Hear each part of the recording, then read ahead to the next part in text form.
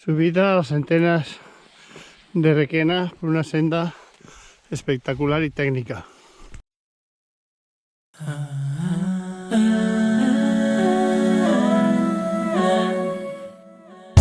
No es miedo a las distancias, ni miedo a la